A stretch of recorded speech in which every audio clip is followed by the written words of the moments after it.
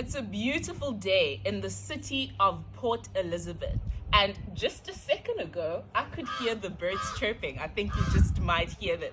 With that said, igama ngutulani wakwanzotyana, and thank you for joining me as I will be taking you on a journey and a conversation with the fashion icon, Mrs. Andiswa Manxiwa, who is one of my mentors and someone I love dearly. With that said, she has broken boundaries in the industry. She has walked on international platforms and all over Africa, and she now finds herself as a fashion producer. Talk about Black excellence. This journey, as I've mentioned, will be a conversation where she will be giving us young people who want to break into the fashion industry some tips, telling us how her journey of modeling started and what she is currently doing now. Don't you move. Trust me, you do not want to miss an informative session of learning from the best of the best, and I am excited. Welcome to Garden Chats with Thuli.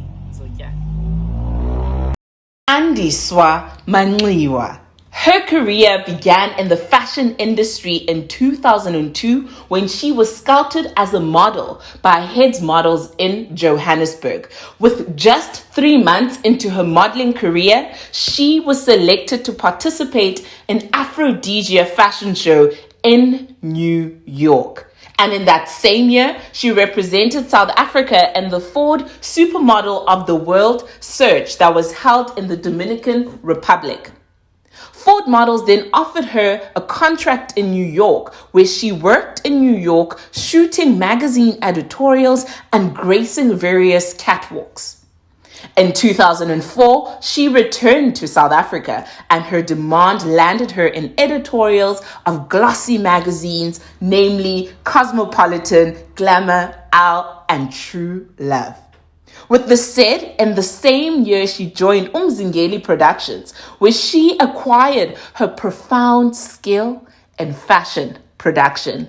Ladies and gentlemen, I give to you Andiswa Manxiwa, who is our guest of honor today and will be telling us about her journey in the modeling industry, how she broke into the fashion production part of this industry, and how she has remained an icon. Thank you, Sis Andy, for allowing me to interview you. I truly, truly feel blessed and I'm humbled by this opportunity. If you are like me, then you are dying to hear the ins and outs of the industry and how at 40 she still looks so fabulous. Without wasting any of your time, ladies and gentlemen, I give to you Andy Manxiwa, who is going to be answering some of the questions that I have for her. Here we go. Sis Andy, how did it start for you? How did you go from the Eastern Cape to being an international model? I came to Johannesburg to further my studies. At the time, I was studying information technology. I was still in my first year. And I got discovered by a former model, Jacob Pofu, who just, saw beyond what I looked like at the time. And I was such a tomboy. So it was quite humbling for somebody to be able to look beyond what I looked like and how I represented myself at the time. He saw a supermodel, and at the time I had no idea of what the industry entailed. It is only when he explained to me that it's a career where I could make my own money that I was sold. He then took me to the agencies. The first 2 agencies rejected me, and the third one did not even blink. Heads Models signed me immediately. At the time, I remember they wanted me to pay about 550 or 500 rand for a test shoot, so that they could create a Z card and a portfolio for them to start, selling me to the clients. Excuse me. And that was a lot of money for me at the time. I mean, I was just a student, and that was just not going to happen. And because of the way Monica believed in me, she said, I'm not letting you walk out the door I'm going to pay it for you, and I will deduct it from your page when you start working. And that was it, really. As a model, what were some of your insecurities and how did you overcome them? At the time when I started, all the models in my time, well, majority, everybody that I can think of at the time, had weaves. Everybody was feminine, was a girl. And what made me insecure really was my look. I felt like I looked like a boy. I was not feminine. As I mentioned, I was quite a tomboy. So my lack of femininity and not being able to flick my hair, look girly, made me insecure for the longest of times in the industry. And so I felt that it was one of the reasons I did not book some of the jobs, some of the commercials that I wish I could have booked because of the way I looked. So my look did make me extremely insecure. And how I overcame it really was years later when I discovered that just because you are rejected from one job does not mean you are not beautiful enough. You are just not the right look for what it is that the client is looking for.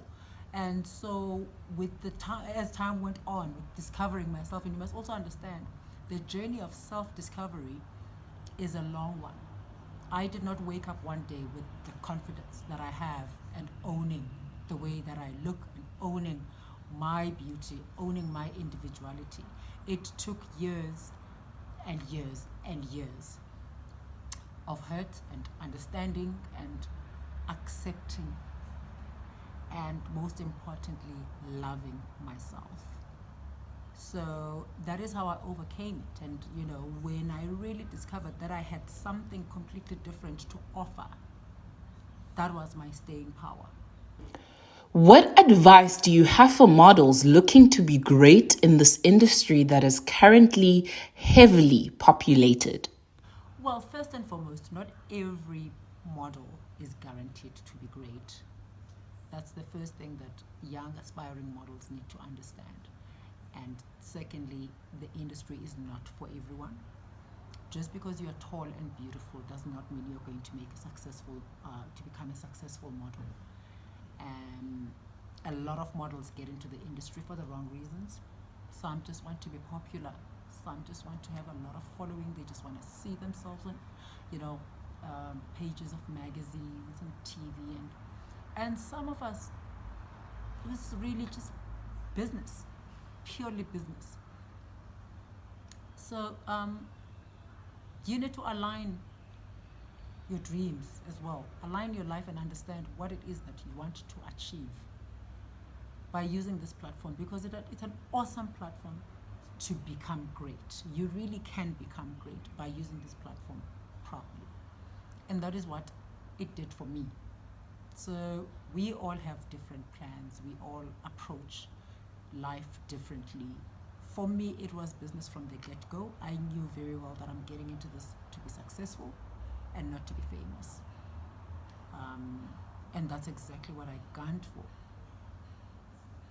Some are told that you are so beautiful, you can be a model. That's not what this industry is about. First, you have to be the right look for the client or maybe for the season. It always depends what it is. And there's a lot of rejection that comes with being in this industry. So you really have to be a tough cookie and be resilient and also, just for me, the most important part about it is that modeling is a job, it's a career, and therefore you cannot get into any career without knowing what it's about. You have to research, guys. This day and age, you guys have information here. Google, find out who's who. Who leads, what's the right agency. And when you go into the agency's websites, you can start seeing that I've seen this girl, I know this face, I know. You can't get into the industry and you don't know when you're sitting with great people that you can learn so much from. Otherwise, how are you going to evolve? How are you going to learn? How are you going to become great? So it's all this different, it's a combination of different things that I would advise young girls to know who you are, why you want to get into this industry, when you say great, what that means for you. When you say successful, what that means for you. Success means different things for different people. That's another thing.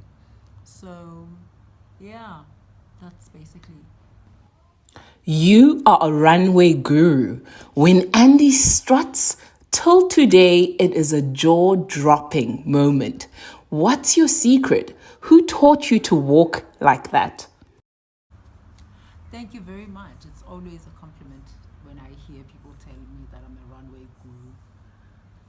Let me start by saying that when I started modeling, it was in an era where models were powerful.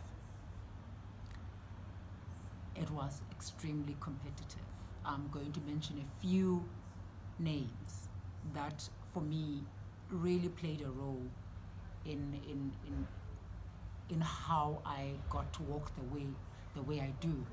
And not because they taught me, I was self-taught, but I obsessed watching them on the runway. Nompumelelo Gwinya, Lerato Moloi, Fumilayo. There was a Nigerian girl called Fumilayo, Alalemoya, I think. Dark, tall, and oh my God, when she walks in, you would have shivers. Babalwa, Sonia Booth. Those, it was just diva after diva after diva. And I knew right there and then, watching them, that, you know what, I need to join this clan. I need to walk the walk. These women walk the walk, they talk the talk, and they were very strict, to us young models then. When I say young models, I mean fresh models, as much as we're the same age, but I mean I was a young model. And they would be very strict. They hated being in a group with a model that cannot walk. And therefore they would, they would give you a tongue lash. Why are you messing this up? Why are you walking up? What? So I knew that I do not want to be screamed at by anybody. So I got my act together as I started. I knew I need to walk. I learned and practiced and practiced and practiced until I could feel that now I own it. And so for me, I think I'm one of the most celebrated, or the most still recognized, because I took it further. It did not end by just me knowing how to walk and being the best on the runway. I then started training models. I mean, with all the platforms, or I would say opportunities. English is not my mother tongue, but different opportunities were represented to me, and I jumped on. I started training the likes of Face of Africa, escalated from that into training pageant queens, and I trained Miss South Africa contestants.